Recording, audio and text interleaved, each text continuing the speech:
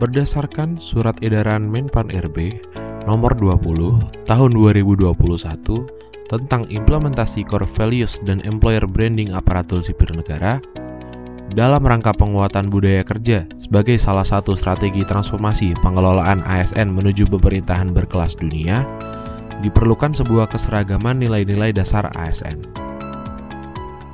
Pada tanggal 27 Juli 2021, Bapak Presiden Joko Widodo telah meluncurkan core values ASN, yaitu berakhlak, dan employer branding ASN, bangga melayani bangsa.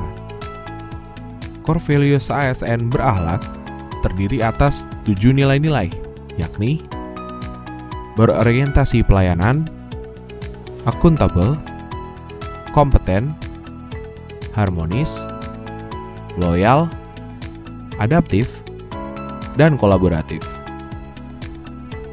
Tapi, bagaimana sih sebenarnya contoh konkret penerapan core values ASN berakhlak? Lalu, adakah tokoh yang sikap dan perilakunya dapat kita contoh dalam menerapkan core values ASN berakhlak?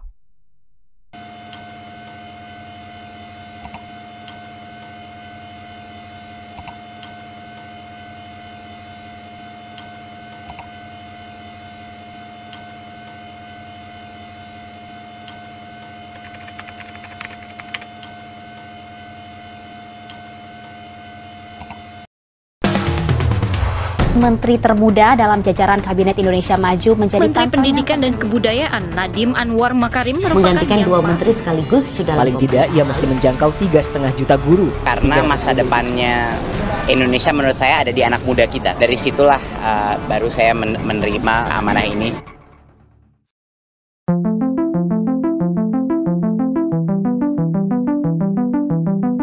Nadiem Makarim. Siapa yang tidak mengenal sosok muda yang cukup berpengaruh pada dunia bisnis startup tanah air? Pria kelahiran 4 Juli 1984 ini terpilih menjadi Menteri Pendidikan pada Kabinet Presiden Joko Widodo, sekaligus menjadikannya sebagai Menteri termuda di Indonesia.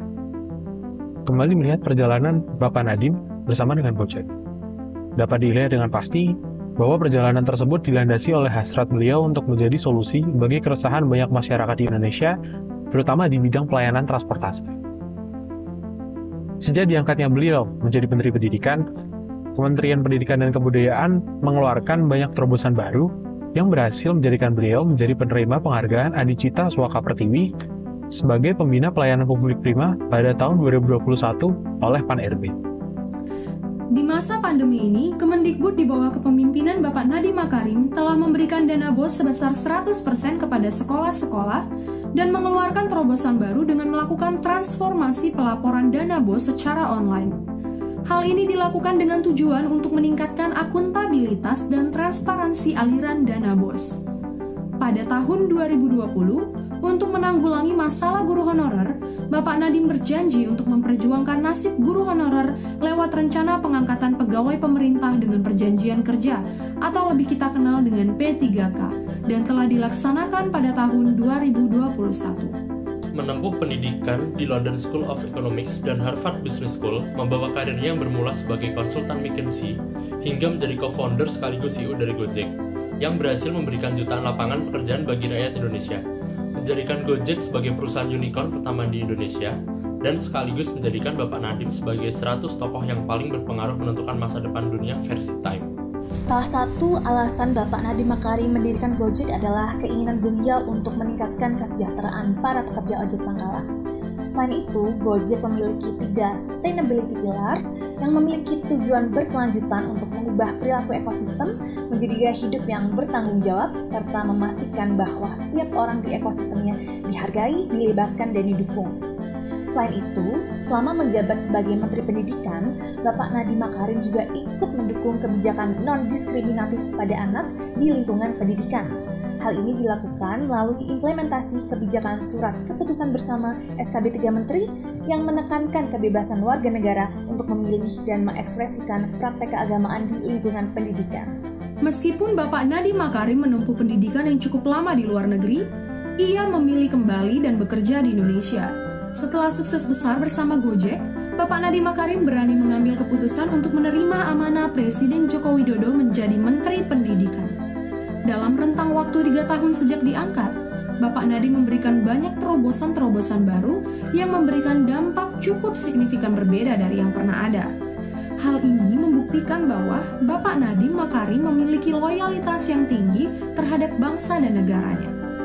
Selama berada di bawah pimpinan Bapak Nadiem, Gojek pun terus berinovasi dengan merilis fitur-fitur baru seperti pembayaran menggunakan e-wallet, peluncuran fitur jasa GoFood, GoMart, GoPay, GoSend, GoTagihan, GoGift, dan masih banyak yang lainnya. Tidak lupa juga, demi keselamatan berkendara, Gojek juga mengembangkan fitur keamanan perjalanan seperti Share Trip dan tombol darurat Emergency Hotline sebagai program mitigasi risiko kekerasan seksual. Adapun pada era revolusi industri ini, Bapak Nadiem juga ingin memajukan kinerja Kemendikbud dengan memberikan terobosan baru pada beberapa sistematika pendidikan Indonesia. Dalam sebuah wawancara dengan CNN, Bapak Nadiem Makarim mengatakan bahwa Merdeka Belajar adalah membangun kolaborasi dan kreativitas. Hal ini dibuktikan dengan dilakukannya penggabungan Kementerian Riset dan Teknologi ke dalam tubuh Kementerian Pendidikan dan Kebudayaan. Penggabungan ini melahirkan sebuah terobosan baru dalam dunia pendidikan Indonesia, yakni Kampus Merdeka. Kampus Merdeka adalah sebuah platform bagi mahasiswa untuk mendapatkan hak belajar di luar perguruan tinggi agar dapat mengasah kemampuan sesuai minat dan bakat dengan terjun langsung ke dunia kerja sebagai persiapan karir masa depan guna mencetak pemimpin masa depan dan SDM yang unggul, berkualitas, dan yang mampu membawa perubahan di bidang pendidikan, kebudayaan, dan penelitian.